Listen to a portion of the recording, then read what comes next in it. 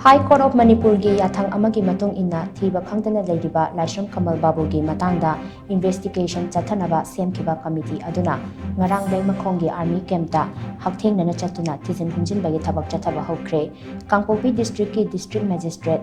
Mahesh Chaudhary na Thijinba committee aduda Kangpopi district ki SP Manoj Prabhakar Imphal West district ki SP amadi 57 Mountain Division gi chief security officer oiba Colonel amasu yauri committee aduna ngarang Leimakhong gi army camp ta Chattuna sport verification chathabaga loinana thiba khangdana leiriba Laishram Kamal Babu gi imung manungi miyoi singa unakhi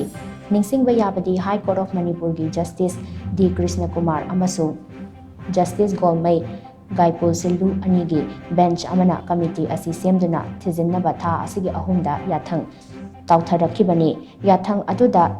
Laishram Kamal Babu gi imung manungi miyoi singna committee asida mateng pangbaga loinana araiba material amadi record pumnama committee asida sinagadabani haina khangankibani Laishram Kamal Babu mangkibagi matangda mahaki manau nupana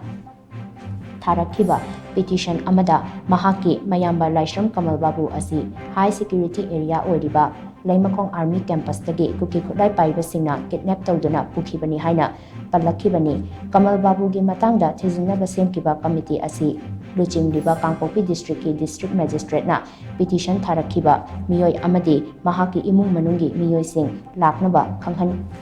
gadabani haina su High Court of Manipur gi order aduna khangankibani